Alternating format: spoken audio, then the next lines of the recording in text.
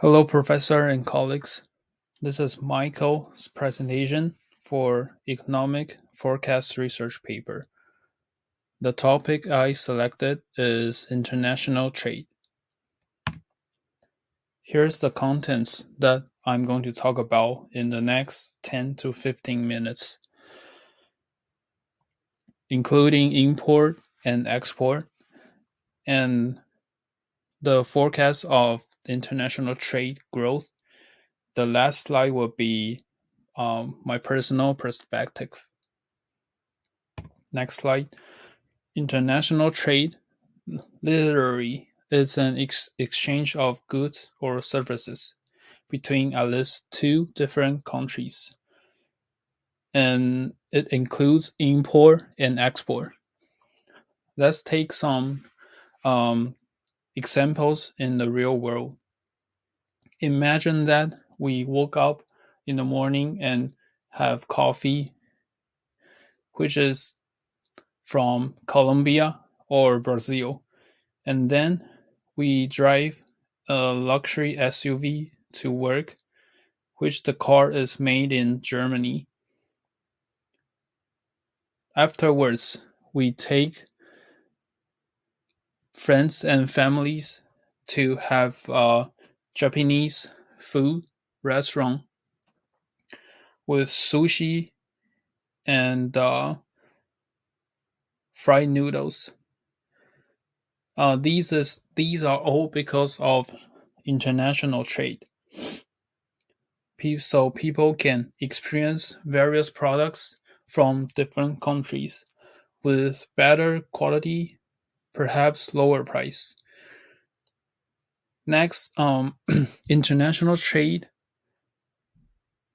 can make the market more competitive, and governments between two countries can make agreements on free trade or free tariff to have a better benefit between uh, those two countries and have a good connection in the future.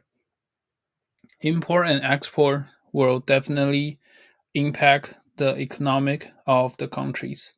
For example, countries that cannot produce specific goods will try to import the goods from another country and export the goods that they are good at producing.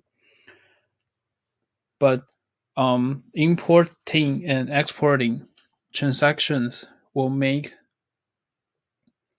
unfair treatments or unfair trades uh, in the world.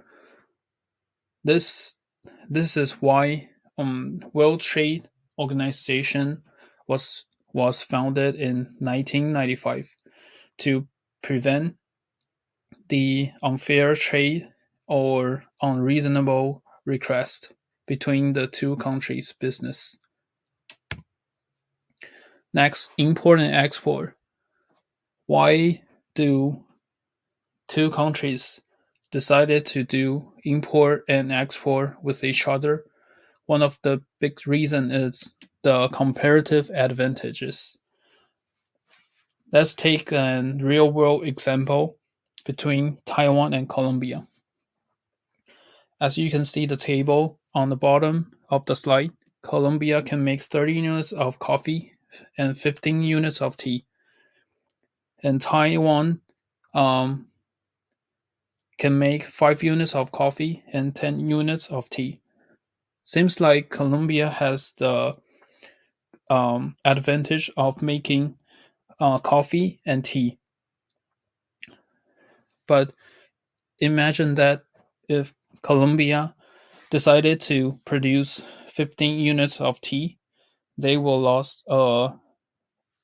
opportunity cost in producing 30 units of coffee.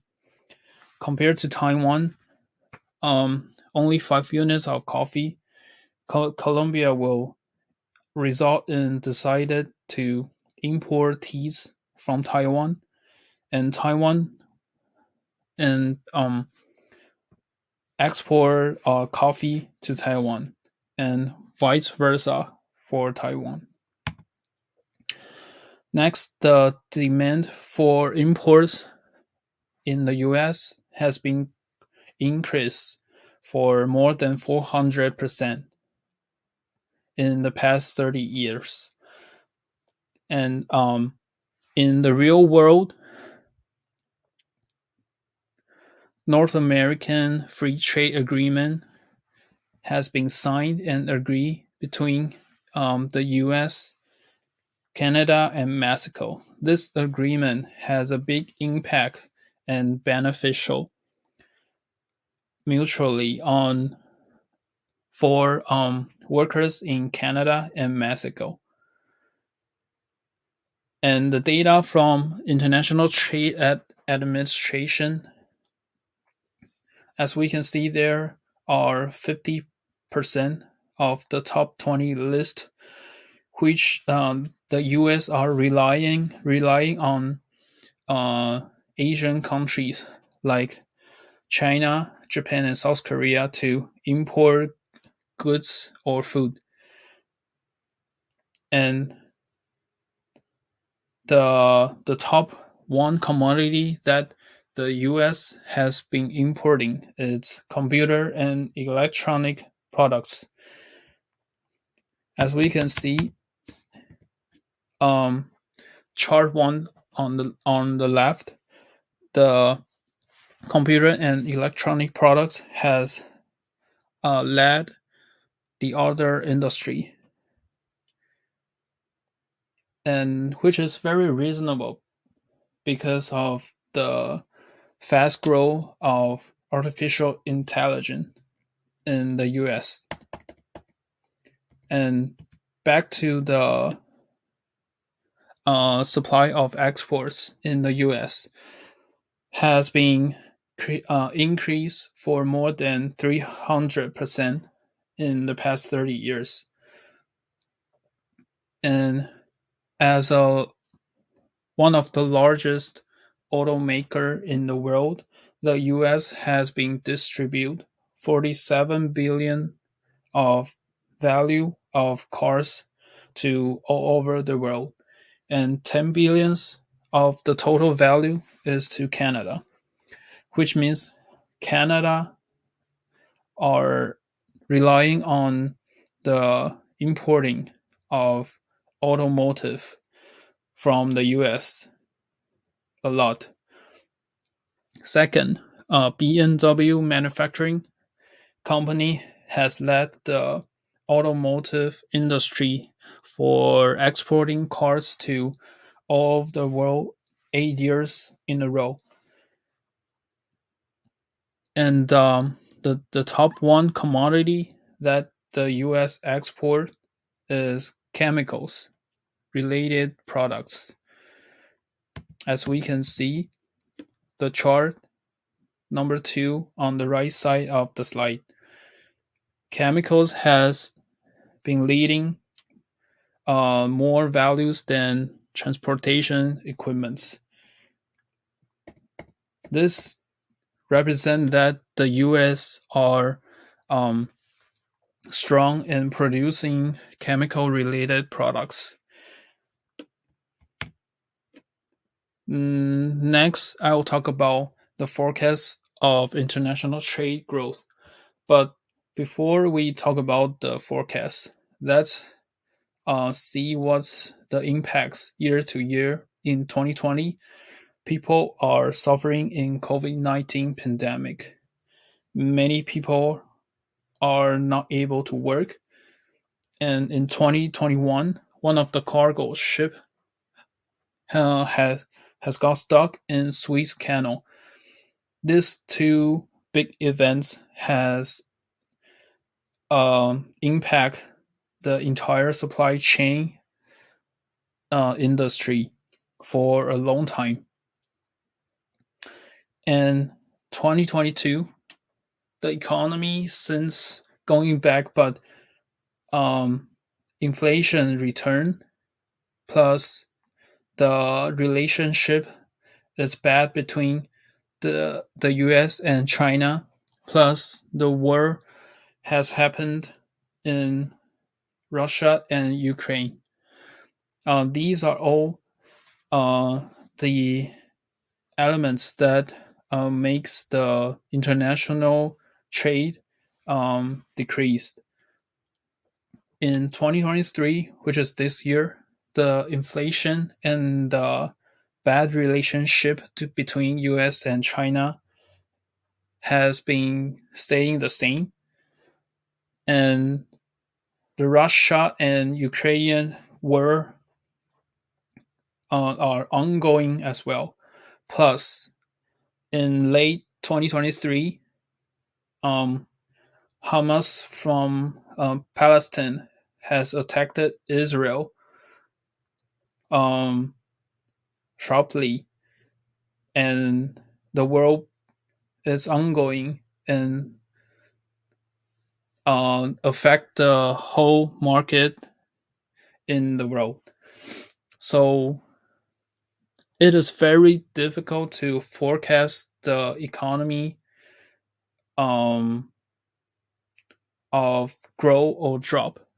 But however, the data from WTO are shown that the trade value will be increased by 3.3%, which is very positive.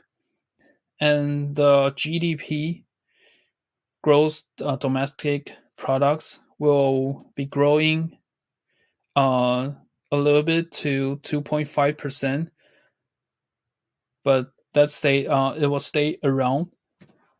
And as the chart shows on the left, the trade international trade volume uh, will be growth a lot compared to last year, but there's still a big gap between 2021 and the next 6 to 12 months. And on the right side, chart number 4, the GDP growth seems to have similar trend with the international trade growth. But next year, the GDP are expected to stay the same.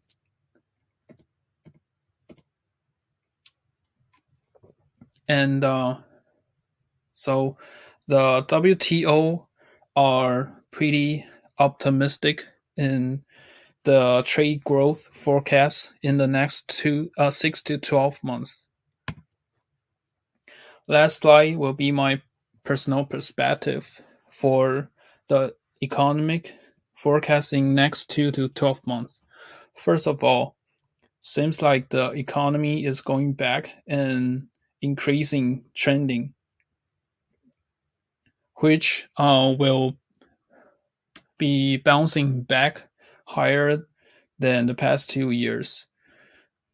But the policymaker, which is the government, will need to continuing monitor and weaken the inflation in order to make higher revenue for the industry. And the next point, oil and gas commodities are expected to stay strong as this year, and the next 6 to 12 months will be growing, with food and agriculture industry will also grow rapidly in the next 6 to 12 months. However, there are always uncertainties to consider in mind. Um, the war between the four countries are still ongoing, and seems like they are not going to cease fire in a short time. This will have a big impact in oil and gas industry. Of course, the technology in the high technology company in Israel as well. The third point, U.S. and China's tension seems to be decreasing, and they seems like have an agreement on reducing the restriction between the trade for by importing and exporting. The last point, which is not the least, post pandemic influence will be one of the points that um, keeps in mind for people in the world. Nobody will know that um, if there's gonna be another new virus to be spread out in the next 6 to 12 months. Therefore, I think it is very important that for every single countries and companies to have a reasonable economic prediction forecast, and of course the assessment and management of risk is also an important task for company and countries. Here's a table and charts and the reference. Thank you for listening.